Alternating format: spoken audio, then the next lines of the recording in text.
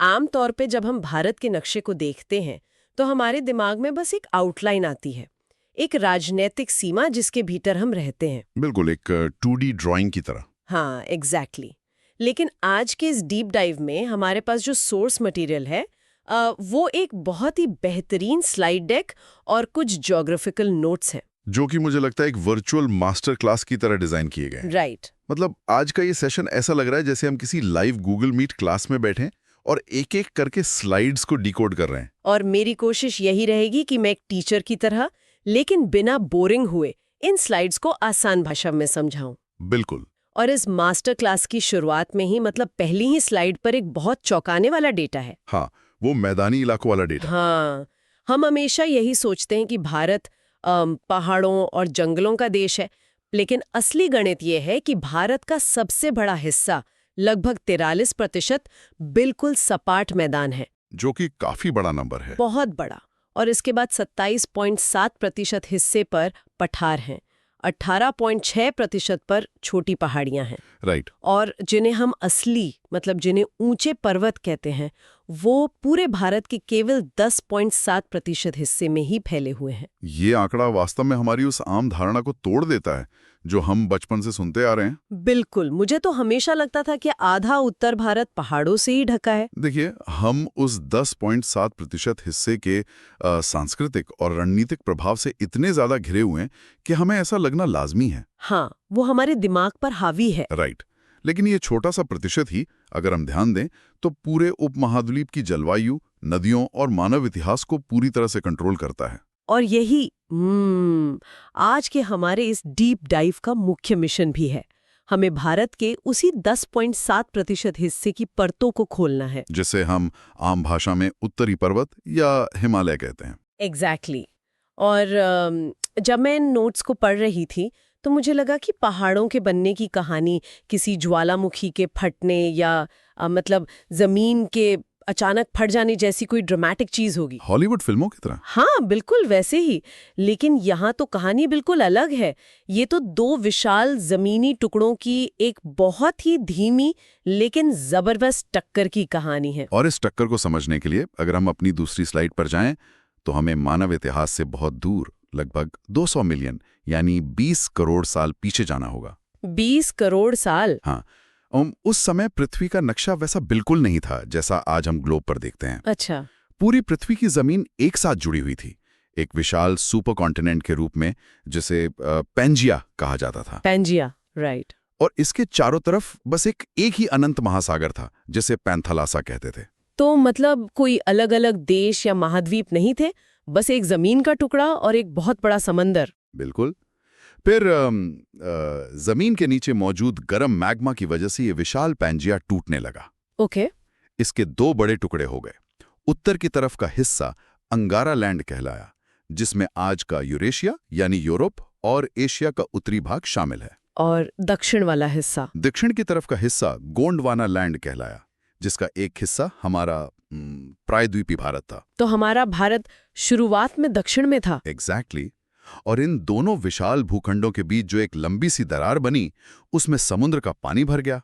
इस उथले समंदर को स्लाइड में टेथिस सागर या टेथिस सी नाम दिया गया है। राइट। और नोट्स के मुताबिक यहीं से सबसे रोमांचक भूवैज्ञानिक घटना शुरू होती है। हाँ, क्योंकि हमारा भारत, जो शुरुआत में दक्षिणी गोलार्ध में था, वो धीरे धीरे टूटकर उत्तर की ओर खिसकने लगा। करोड़ों सालों तक ये जमीन का टुकड़ा महासागर को पार करते हुए उत्तर की तरफ बढ़ा और अंततः यूरेशियन प्लेट से जा टकराया। अगर इसे हम विजुअलाइज करें, मतलब अगर मैं इसे अपने दिमाग में देखूं, तो ये बिल्कुल एक स्लो मोशन कार क्रैश की तरह लगता है। स्लो मोशन कार क्रैश, ये काफी अच्छा तरीका है इसे समझने का, है ना? मतलब ये ऐसा है जैसे दो बहुत धीमी गति से चलने वाले विशाल वाहन आपस में टकरा रहे हों। हाँ। और उस जबरदस्त टक्कर के कारण बीच का हिस्सा यानी उस टेथिस सागर के तल में जमा सारा मलबा, गाद और समुद्री चट्टानें सब सिकुड़कर एक बॉनेट की तरह ऊपर उठ गया हो। ये एक बहुत ही सटीक और मैं कहूँगा परफेक्ट विजुअलाइजेशन है। Thank you. उस मलबे या सेडिमेंट्स के सिकुड़ने, दबने और ऊपर की ओर मुड़ने की वजह से ही इस विशाल हिमालय पर्वतमाला का जन्म हुआ। अच्छा। और क्योंकि ये जमीन की प्लेटों के आपस में टकराने और मुड़ने से बना है, इसलिए भूगोल की भाषा में इसे नवीन वलित पर्वत या यंग फोल्ड माउंटेन कहा जाता है? अब देखिए, यहाँ एक शब्द ने मुझे बहुत अटकाया है जब मैं स्लाइड देख रही थी, नवीन या यंग शब्द। अगर हम कह रहे हैं कि ये करोड़ों साल पुरानी प्रक्रिया है, तो फिर इसे युवा क्यों कहा जाता है? क्या पृथ्वी के पैमाने पर ये कल ही पैदा हुआ कोई बच्चा है? देखिए, भूवैज्ञानिक समय के पैमाने पर देखें तो हाँ, ये वास्तव में एक युवा पर्वत है। अगर हम अरावली या अपलाचियन जैसे पहाड़ों की बात करें तो वो इससे बहुत ज्यादा पुराने हैं। अच्छा। लेकिन हिमालय को युवा कहने का एक और बहुत बड़ा और ज्यादा इंपॉर्टेंट कारण है। वो क्या? ये अभी तक पूरी तरह से बनकर तैयार नहीं हुआ है। वेट, सच में? बिल्कुल। जमीन के नीचे वे टेक्टोनिक प्लेटें आज भी शांत नहीं हुई हैं। भारतीय प्लेट आज भी हर साल कुछ सेंटीमीटर उत्तर की तरफ यूरेशियन प्लेट के नीचे घुस रही है। इसका मतलब है कि वो जो कार क्रैश वाली एनालॉजी मैंने दी थी, वो क्रैश अभी भी चल रहा है। ठीक कहा आपने, वो दबाव आज भी मौजूद है और यही कारण है कि हिमालय की ऊंचाई हर साल कुछ मिलीमीटर बढ़ रही है। अरे वाह! मतलब ये एक जीवित बढ़ता हुआ पहाड़ है। ये वाकई हैरान करने वाला है। मतलब जो चीज हमें सबसे ज्यादा स्थिर और अचल लगती है, वो असल में लगातार बदल रही है। बिल्कुल। चलिए अब नेक्स्ट स्लाइड पर आते हैं। ये देखते हैं कि आज ये बढ़ता हुआ पहाड़ नक्शे पर कैसा दिखता है। अगर हम इसके आकार को देखें तो ये कश्मीर से लेकर अरुणाचल प्रदेश तक एक विशाल धनुष या चाप के आकार में फैला हुआ है, एक आंख की तरह। हाँ। और इसकी कुल लंबाई लगभग 2500 किलोमीटर है। और ये कोई पतली सी दीवार नहीं है। अगर हम स्लाइड के डेटा को देखें तो ये करीब 5.95 लाख वर्ग किलोमीटर के क्षेत्रफल में फैला हुआ एक पूरा का पूरा इकोसिस्टम है, जिसकी औसत ऊंचाई यानी एवरेज हाइट 6000 मीटर के आसपास है। इतनी औसत ऊंचाई दुनिया के किसी और पर्वत तंत्र में नहीं मिलती। लेकिन इसके आकार में एक बहुत अजीब सी विषमता है, मतलब एक एसिमेट्री है। हाँ, वो चौड़ाई वाली बात। राइट। अगर हम पश्चिमी हिस्से यानी कश्मीर की तरफ देखें तो इसकी चौड़ाई लगभग 400 किलोमीटर है।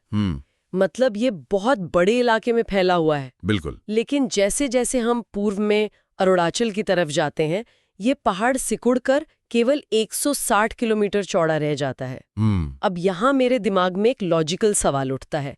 अगर एक ही प्लेट के टकराने से ये पूरी पर्वतमाला बनी है, तो ऐसा क्यों है कि पश्चिम में ये इतना फैला हुआ है और पूर्व में इतना सिकुड़ गया है? क्या पूर्व में टक्कर ज्यादा जोरदार थी? बहुत अच्छा सवाल है और इस विषमता के पीछे की मैकेनिज्म बहुत ही दिलचस्प है। जब भारतीय प्लेट यूरेशियन प्लेट से टकराई तो ये बिल्कुल सीधी टक्कर नहीं थी। तो कैसी थी? इसे आप एक दरवाजे के बंद होने जैसी प्रक्रिया की तरह विजुअलाइज कीजिए। अच्छा। एक दरवाजा जो एक तरफ से हिंज से जुड़ा है। अच्छा। तो जो पूर्वी हिस्सा है, जो आज का पूर्वोत्तर भारत है, वो पहले और बहुत ज्यादा ताकत के साथ टकराया। ओके, समझ रहे हो। इस जबरदस्त दबाव के कारण वहां की चट्टानें बहुत ज्यादा सिकुड़ गईं। तो इसका मतलब है कि जहां दबाव ज्यादा होगा वहां चौड़ाई कम हो जाएगी, लेकिन वो चीज ऊंचाई में ऊपर की तरफ भागेगी।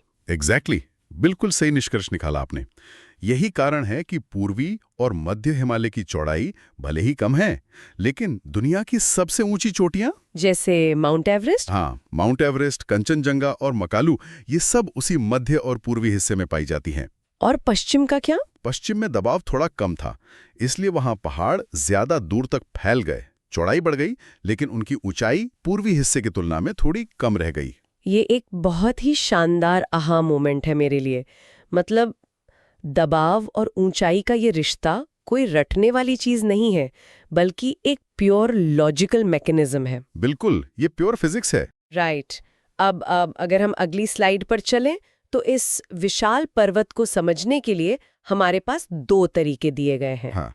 पहला तरीका है इसे उत्तर से दक्षिण की ओर इसकी परतों या श्रेणियों के रूप में काटना। हाँ, लेयर्स में समझना। तो चलिए सबसे पहले उत्तर के उस पार चलते हैं, जिसे ट्रांस हिमालय कहा जाता है। देखिए, ट्रांस का मतलब ही है के पार। महान हिमालय के भी उत्तर में स्थित ये जो हिस्सा है, ये मुख्य हिमालय के बनने से भी पहले का है। मतलब ये हिमालय का हिस्सा नहीं है। तकनीकी रूप से ये यूरेशियन प्लेट का ही एक किनारा है। इससे दुनिया की छत या पामीर की गांठ से जुड़ा हुआ माना जाता है। अच्छा। इसमें मुख्य रूप से 4 पर्वत श्रेणियां आती हैं: काराकोरम, लद्दाख, जास्कर और कैलाश। कैलाश श्रेणी मुख्य रूप से तिब्बत में है, जहां हमारी पवित्र मानसरोवर झील है। इन सब में स्लाइड की तस्वीरें देखकर काराकोरम सबसे ज्यादा खूंखार और विशाल लगता है। हाँ, इसे एशिया की रीढ़ या बैकबोन ऑफ एशिया भी कहा जाता है। और भारत की सबसे ऊंची चोटी K2 जिसे गॉडविन ऑस्टिन भी कहते हैं, वो बिल्कुल। यहीं स्थित है ना? बिल्कुल। हालांकि ये अभी पाक अधिकृत कश्मीर में है, लेकिन इसके अलावा दुनिया का सबसे ऊंचा युद्ध क्षेत्र सियाचिन ग्लेशियर भी इसी काराकोरम का हिस्सा है। राइट। 1984 में ऑपरेशन मेघदूत के जरिए भारतीय सेना ने इस पर नियंत्रण किया था। सही कहा। और काराकोरम सिर्फ सियाचिन के लिए नहीं, बल्कि हिस्पर, बाल्टोरो और बियाफो जैसे अन्य विशाल ग्लेशियर्स के लिए भी जाना जाता है। ये इलाका ध्रुवीय क्षेत्रों यानी पोलर रीजन्स के बाहर दुनिया में मीठे पानी और बर्फ का सबसे बड़ा भंडार है। और इसके बाद लद्दाख आता है? हाँ, काराकोरम के ठीक दक्षिण में लद्दाख श्रेणी आती है और उसके भी दक्षिण में जास्कर श्रेणी। लद्दाख श्रेणी में एक पर्वत का जिक्र है नोट्स में, राकापोशी। ये दुनिया की सबसे तीव्र ढाल मतलब स्टीपेस्ट स्लोप वाला पर्वत माना जाता है। बिल्कुल, ये लगभग सीधा खड़ा है। और यहीं पर नदियां पहाड़ों के साथ अपना सबसे खूंखार खेल खेलती हैं। लद्दाख और जास्कर श्रेणियों के बीच सिंधु नदी या इंडस रिवर बहती है। राइट। ये नदी पहाड़ों को काटकर एक गॉर्ज या गहरी घाटी बनाती है, जिसकी गहराई 5200 मीटर है। 5200 मीटर, हाँ। मतलब अगर हम इसे विजुअलाइज करें तो जरा सोचिए, अगर कोई उस घाटी के किनारे खड़ा हो तो नीचे नदी तक पहुंचने के लिए उसे लगभग 16 एफिल टावर एक के ऊपर एक रखने पड़ेंगे। 16 एफिल टावर, ये एनालॉजी बहुत बढ़िया है ना? ये प्रकृति का सबसे क्रूर और शानदार रूप है। ऐसा लगता है जैसे प्रकृति ने यहाँ छेनी और हथौड़े का सबसे ज्यादा इस्तेमाल किया है। एक तरफ राकापोशी की सबसे खड़ी ढलान और दूसरी तरफ 5200 मीटर गहरा कट। और ये गॉर्ज बना कैसे, ये भी बहुत इंटरेस्टिंग है। ऐसा नहीं है कि पहाड़ पहले से था और नदी ने उसे अचानक काट दिया। तो फिर कैसे? असल में सिंधु जैसी नदियां हिमालय के बनने से पहले से वहां बह रही थी। अच्छा, वो पहले से वहां थी। हाँ, जैसे जैसे जमीन टेक्टोनिक दबाव के कारण ऊपर उठना शुरू हुई, नदी ने अपना रास्ता नहीं बदला। जमीन ऊपर उठती गई और नदी उसे आरी की तरह काटती गई। Oh my God! लाखों सालों की इस रस्साकशी का नतीजा है वो 5200 मीटर गहरा गॉर्ज। ये तो रोंगटे खड़े कर देने वाली बात है कि एक नदी एक विशाल उठते हुए पहाड़ को लाखों सालों तक बीच से चीरती रही। बिल्कुल। चलिए अब नेक्स्ट स्लाइड की तरफ बढ़ते हैं। ट्रांस हिमालय के बाद जब हम थोड़ा और दक्षिण की ओर आते हैं, तब हमें वो हिस्सा मिलता है जिसे हम मुख्य रूप से हिमालय की परतों के रूप में जानते हैं। हाँ, जो 3 विशाल समानांतर परतों में बटा हुआ है। राइट। सबसे पहली और सबसे ऊंची परत है वृहद हिमालय, जिसे महान हिमालय या हिमाद्री भी कहते हैं। देखिए, हिमाद्री का अर्थ ही है बर्फ का घर। यह दुनिया की सबसे ऊंची और सबसे दुर्गम पर्वत श्रृंखला है। ये पश्चिम में पाकिस्तान के नंगा पर्वत से शुरू होकर पूर्व में तिब्बत और अरुणाचल की सीमा पर स्थित नामचा पर्वत तक एक दीवार की तरफ फैली है। एक पूरी सॉलिड दीवार। हाँ, और ये हिस्सा इतनी ऊंचाई पर है कि यहाँ साल भर बर्फ जमी रहती है। और दुनिया के सभी बड़े दिग्गज यहीं बसते हैं। हाँ। माउंट एवरेस्ट, जिसे नेपाल में सागरमाथा कहा जाता है, इसी हिमाद्री का हिस्सा है। बिल्कुल। भारत के अधिकार क्षेत्र में सबसे ऊंची चोटी कंचनजंगा, जो सिक्किम में है, वो भी यहीं है। इसके अलावा मकालू, धौलागिरी, नंदा देवी, ये सब इसी ग्रेट हिमालय की चोटियां हैं। और सिर्फ चोटियां ही नहीं, हाँ, हमारी सबसे पवित्र नदियों के उद्गम स्थल गंगोत्री और यमुनोत्री ग्लेशियर भी इसी बर्फ के विशाल भंडार में छिपे हैं। लेकिन इतनी ऊंचाई पर इंसानों का बसना लगभग नामुमकिन है। वहां सरवाइव करना बहुत मुश्किल है। राइट। इसलिए जब हम इस स्लाइड में थोड़ा नीचे देखते हैं, मतलब देवताओं वाली ऊंचाई से थोड़ा दक्षिण की ओर उतरते हैं, तो आती है दूसरी परत, लघु हिमालय या मध्य हिमालय। एग्जैक्टली। इसकी ऊंचाई लगभग 1500 से 4500 मीटर के बीच होती है। और यही वो स्वीट स्पॉट है जो हम इंसानों को सबसे ज्यादा पसंद आता है। बिल्कुल। सारे टूरिस्ट यहीं जाते हैं। हाँ, भारत के जितने भी मशहूर हिल स्टेशन हैं, शिमला, मनाली, डलहौजी, नैनीताल, दार्जिलिंग या कश्मीर की खूबसूरत घाटियां, वे सब इसी मध्य हिमालय में बसे हैं। और नोट्स में लिखा है कि इसे अलग अलग राज्यों में अलग अलग नामों से पुकारा जाता है, जैसे जम्मू कश्मीर में पीर पंजाल, हिमाचल में धौलाधार, उत्तराखंड में नागटिब्बा और नेपाल में महाभारत श्रेणी। बिल्कुल सही। मुझे लगता है कि यह पर्यटन का केंद्र सिर्फ इसकी खूबसूरती के कारण नहीं है, बल्कि इसकी ऊंचाई का इंसान के अनुकूल होना भी एक बड़ा कारण है। ये एक बहुत महत्वपूर्ण ऐतिहासिक और भौगोलिक बिंदु है। अगर हम थोड़ा हिस्ट्री में जाएं तो ब्रिटिश काल में गर्मियों की तपती गर्मी और बीमारियों से बचने के लिए अंग्रेजों को ऐसी जगह चाहिए थी जो ठंडी हो, हाँ, लेकिन इतनी भी ऊंची ना हो कि सांस लेना मुश्किल हो जाए, जैसे हिमाद्री में। एग्जैक्टली। मध्य हिमालय की ये ऊंचाई चीड़ और देवदार के जंगलों के लिए एकदम सही है, और यहाँ की जलवायु यूरोपीय जलवायु से काफी मिलती जुलती थी। इसीलिए उन्होंने इन्हीं मध्य हिमालय की पहाड़ियों पर अपने सारे हिल स्टेशन बसाए। बिल्कुल। क्या बात है। अब इसके बाद आती है हिमालय की तीसरी सबसे बाहरी और सबसे दक्षिणी परत, जिसे शिवालिक हिमालय कहते हैं। ये सबसे नया हिस्सा है और सबसे निचला भी। इसकी औसत ऊंचाई केवल 1000 से 1500 मीटर के आसपास है। हाँ, और ये मुख्य रूप से उन कंकड़ पत्थर और मलबे से बना है जो ऊपर की नदियों द्वारा बहाकर लाए गए हैं। इसे आउटर हिमालय भी कहा जाता है। राइट। और यहाँ एक बहुत ही दिलचस्प भूवैज्ञानिक विशेषता है। मध्य हिमालय और शिवालिक के बीच कई समतल घाटियां पाई जाती हैं, और पहाड़ों के बीच एकदम समतल जमीन मिलना ये किसी खजाने से कम नहीं है। बिल्कुल। इन घाटियों में ऊपर से आने वाली नदियां अपनी उपजाऊ मिट्टी जमा करती हैं। हाँ, दून, और पूर्व में इन्हें द्वार कहा जाता है, जैसे हरिद्वार। राइट। यहाँ की जमीन इतनी उपजाऊ है कि यहाँ घनी मानव बस्तियां और बेहतरीन खेती होती है। बिल्कुल सही कहा। अगर हम इस पूरे उत्तर से दक्षिण के सफर को एक नजर में देखें तो एक बहुत ही सुंदर पैटर्न दिखाई देता है। कैसा पैटर्न? हम देवताओं और बर्फ की एक्सट्रीम दुनिया यानी महान हिमालय से निकलकर पर्यटकों और हिल स्टेशनों की दुनिया यानी मध्य हिमालय में आते हैं, और अंततः किसानों और आम जीवन की दुनिया जो कि शिवालिक के दून और द्वार हैं, वहां प्रवेश करते हैं। अरे वाह। मतलब भूगोल कैसे इंसानी जीवन को तय करता है, ये उसका सबसे बड़ा उदाहरण है। ये एक बहुत ही शानदार सारांश है, लेकिन यहाँ एक भूवैज्ञानिक पहेली भी है जो अगली स्लाइड में दिखाई गई है। क्या है वो पहेली? कि पत्थर का हिस्सा नहीं है।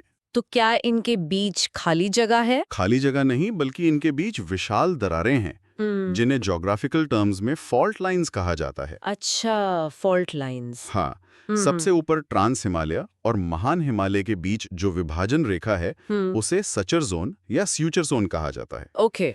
महान हिमालय और मध्य हिमालय के बीच की दरार को मेन सेंट्रल थ्रस्ट या MCT कहते हैं, और अंत में मध्य हिमालय और शिवालिक के बीच मेन बाउंड्री फॉल्ट या MBF स्थित है। अगर मैं इसे एक एनालॉजी से समझूं तो हिमालय कोई एक ठोस पत्थर की दीवार नहीं है। राइट। ये एक विशाल लेयर्ड सैंडविच की तरह है, जिसकी अलग-अलग परतों के बीच दरारें हैं। लेकिन ये परतें किसी जेली या मक्खन से नहीं जुड़ी हैं। एकदम सही। ये खुरदरे लाखों टन वजनी पत्थर हैं, और हमें याद रखना चाहिए कि जमीन के नीचे की प्लेटें आज भी भारत को उत्तर की तरफ धकेल रही हैं। जो हमने शुरुआत में बात की थी, वो कार क्रैश। हाँ, इस धक्के की वजह से ये विशाल परतें इन दरारों जैसे MCT या MBF पर आपस में रगड़ खाती हैं और कई बार फंस जाती हैं। तो ये बिल्कुल एक खिंचते हुए रबर बैंड की तरह है। दबाव सालों तक, दशकों तक बढ़ता रहता है, चट्टानें आपस में फंसी रहती हैं, और फिर अचानक एक दिन वो तनाव या फ्रिक्शन एक जबरदस्त झटके के साथ रिलीज होता है। और वही वो पल है जिसे हम भूकंप या अर्थक्वेक कहते हैं। ओह, तो इसीलिए? हाँ, क्योंकि महान हिमालय और मध्य हिमालय के बीच का जो मेन सेंट्रल थ्रस्ट है वो सबसे ज्यादा एक्टिव है। इसीलिए उत्तराखंड, नेपाल या कश्मीर जैसे इलाके भूकंप के लिहाज से इतने संवेदनशील हैं। ये पहाड़ अभी भी अपनी जगह बनाने के लिए संघर्ष कर रहा है। ये काफी डरावना भी है और फैसिनेटिंग भी। बिल्कुल। फिर हमने ऊंचाई, बर्फ, दरारों और इंसानी बस्तियों की बात कर ली। ये तो हुआ पहाड़ों को उत्तर से दक्षिण की ओर परतों में समझने का तरीका। लेकिन अगली स्लाइड हमें एक बिल्कुल नया नजरिया देती है। एक पहाड़ सिर्फ पत्थरों और फॉल्ट लाइंस का ढेर नहीं होता। अगर हम इन पहाड़ों को चीर के निकलने वाली नदियों का पीछा करें तो पूरी तस्वीर बदल जाती है। राइट, नदियों वाला डिवीजन। हाँ, नदियों ने हिमालय को पश्चिम से पूर्व की ओर 4 अलग-अलग प्रादेशिक हिस्सों में काटा है। देखिए, नदियां राजनीतिक सीमाएं या पर्वत की चोटियां नहीं देखती, वो अपना रास्ता खुद तय करती हैं। सिंधु, सतलुज, काली, तीस्ता और दिहांग, जिसे ब्रह्मपुत्र भी कहते हैं, इन 5 नदियों ने हिमालय को 4 बड़े कमरों या हिस्सों में बांट दिया है। सबसे पश्चिम में आता है कश्मीर या पंजाब हिमालय। ये लगभग 560 किलोमीटर लंबा हिस्सा सिंधु और सतलुज नदी के बीच है। राइट। है, मतलब कोल्ड डेजर्ट। लेकिन इस इलाके की सबसे रहस्यमय और कीमती चीजें यहाँ की मिट्टी, जिसे करेवा कहा जाता है। इसी मिट्टी में दुनिया का सबसे बेहतरीन केसर उगता है। मैंने हमेशा सोचा था कि यार केसर पहाड़ों पर क्यों उगता है, मैदानों में क्यों नहीं? इसके पीछे एक बहुत ही सुंदर भूवैज्ञानिक इतिहास है। प्राचीन काल में कश्मीर की घाटी में विशाल हिमनद या ग्लेशियल झीलें थी। अच्छा, झीलें थी। हाँ, जब जमीन ऊपर उठी और वो झीलें सूखीं, तो उनके तर में जमा हुआ ग्लेशियर का मलबा, खनिज और गाद वहीं रह गए। ओके। लाखों सालों में ये मलबा सूखकर एक विशेष प्रकार की मोटी मिट्टी में बदल गया, जिसे हम करेवा कहते हैं। इस मिट्टी में केसर की खेती के लिए जरूरी नमी सोखने की अद्भुत क्षमता होती है। क्या बात है! मतलब आज हम जो केसर खा रहे हैं वो असल में लाखों साल पुरानी सूखी हुई झीलों का वरदान है। बिल्कुल, भूगोल का सीधा असर हमारी प्लेट पर। अमेजिंग। कश्मीर से आगे बढ़ें तो सतलुज और काली नदी के बीच आता है कुमायूं हिमालय। ये करीब 320 किलोमीटर लंबा हिस्सा है जो मुख्य रूप से उत्तराखंड में आता है। ये हिस्सा भले ही छोटा हो, लेकिन इसका सांस्कृतिक महत्व बहुत विशाल है। नंदा देवी, केदारनाथ, बद्रीनाथ और गंगोत्री जैसी सभी प्रमुख पवित्र चोटियां और नदियों के उद्गम स्थल इसी कुमायूं हिमालय का हिस्सा हैं। और काली नदी के पूर्व में शुरू होता है हिमालय का सबसे लंबा और सबसे ऊंचा हिस्सा, नेपाल हिमालय। राइट। ये काली और तीस्ता नदी के बीच करीब 800 किलोमीटर के क्षेत्र में फैला है। जब हम हिमालय शब्द सुनते हैं तो हमारे दिमाग में जो विशाल बर्फीली चोटियों की तस्वीर उभरती है वो यही हिस्सा है। हाँ, एवरेस्ट वाला हिस्सा। Exactly. Mount Everest, Kanchenjunga, Makalu और धौलागिरी जैसी दुनिया की सबसे ऊंची चोटियां इसी नेपाल हिमालय में एक साथ खड़ी हैं। यहाँ दबाव इतना ज्यादा था कि चट्टानें सीधे आसमान को छूने लगी। और इसके बाद इस स्लाइड डेक के हिसाब से आता है आखिरी हिस्सा, असम हिमालय। तीस्ता नदी से लेकर दिहांग नदी के बीच का ये 720 किलोमीटर लंबा हिस्सा सिक्किम, असम और अरुणाचल प्रदेश में फैला है। अब यहाँ एक बहुत ही दिलचस्प कंट्रास्ट है। वो क्या? जहाँ पश्चिमी हिमालय मतलब लद्दाख या कश्मीर बिल्कुल सूखा और बंजर है, वहीं ये पूर्वी असम हिमालय बेतहाशा हरियाली और घने जंगलों से भरा हुआ है। ऐसा लगता ही नहीं कि ये दोनों एक ही पर्वतमाला के हिस्से हैं। ऐसा क्यों? इसका जवाब यहाँ की हवाओं और पहाड़ के आकार में छिपा है। हमने पहले बात की थी कि पूर्वी हिमालय बहुत संकरा है, नैरो है। हाँ, वो दरवाजे वाली एनालॉजी। बिल्कुल। हाँ। तो जब बंगाल की खाड़ी से मानसून के घने बादल उड़कर आते हैं, हाँ। तो वे इन संकरी और ऊंची घाटियों में फंस जाते हैं। अच्छा। हवाओं को ऊपर उठना पड़ता है और तापमान कम होने के कारण वे सारा पानी वहीं बरसा देती हैं। इतनी भारी बारिश और इक्वेटोरियल जलवायु के करीब होने के कारण यहाँ दुनिया के सबसे घने सदाबहार जंगल और सबसे अद्भुत बायोडाइवर्सिटी पाई जाती है। तो अगर हम आज की इस पूरी भौगोलिक यात्रा को समेटें जो हमने इन स्लाइड्स के जरिए की, तो हमने देखा कि कैसे करोड़ों साल पहले पेंजिया के टूटने से कहानी शुरू हुई। राइट। कैसे गोंडवाना लैंड से टूटकर भारत ने टेथिस सागर को पार किया और यूरेशिया से टकराकर दुनिया की सबसे ऊंची छत का निर्माण किया। और कैसे ये सिर्फ एक पहाड़ नहीं है, बल्कि एक पूरा इकोसिस्टम है। बिल्कुल। काराकोरम के खूंखार ग्लेशियर्स से लेकर मध्य हिमालय के खूबसूरत हिल स्टेशनों और शिवालिक की उपजाऊ दून घाटियों तक। और जब नदियों ने इसे पश्चिम से पूर्व की ओर काटा, तो हमें केसर उगाने वाली करेवा मिट्टी से लेकर घने सदाबहार जंगलों तक की विविधता देखने को मिली। और सबसे बड़ी बात जो हमें याद रखनी चाहिए इस पूरी मास्टर क्लास का जो टेक अवे है वो ये है कि ये सब कुछ उन भूवैज्ञानिक ताकतों का परिणाम है जो आज इसी वक्त हमारे पैरों के नीचे भी सक्रिय हैं। प्लेटें अभी भी खिसक रही हैं, पहाड़ अभी भी उठ रहे हैं और नदियां अभी भी घाटियों को गहरा कर रही हैं। और यही बात सबसे ज्यादा सोचने पर मजबूर करती है। हाँ, हमारा हिमालय कोई स्थिर स्मारक नहीं है, ये एक जीवित पर्वत है जो आज भी आकार ले रहा है। अगर ये निर्माण आज भी जारी है तो सोचिए करोड़ों साल बाद इस भौगोलिक नक्शे का भविष्य क्या होगा? ये एक बहुत गहरा सवाल है। क्या टेक्टोनिक प्लेटों का दबाव इतना बढ़ जाएगा कि हिमालय और भी विशाल हो जाएगा और आज का माउंट एवरेस्ट उसके सामने एक छोटी सी पहाड़ी लगने लगेगा? हो सकता है। या फिर पृथ्वी के किसी नए भूवैज्ञानिक खेल से दरारें चौड़ी हो जाएंगी और वो पुराना टेथिस सागर फिर से अपना रास्ता ढूंढ लेगा और इन पहाड़ों को निगल जाएगा। भूगोल कभी रुकता नहीं है, ये बस एक लंबी सांस ले रहा है। बहुत ही खूबसूरत विचार है ये। अगली बार जब हम किसी विशाल पहाड़ को क्षितिज पर देखते हैं तो हमें ये याद रखना चाहिए कि वो पहाड़ स्थिर नहीं है, वो बस हमारी आंखों की पकड़ से बहुत धीमी गति से चल रहा है। और इसी विचार के साथ हम आज की इस गहरी भौगोलिक यात्रा को, इस डीप डाइव को यहीं विराम देते हैं। आमतौर पे जब हम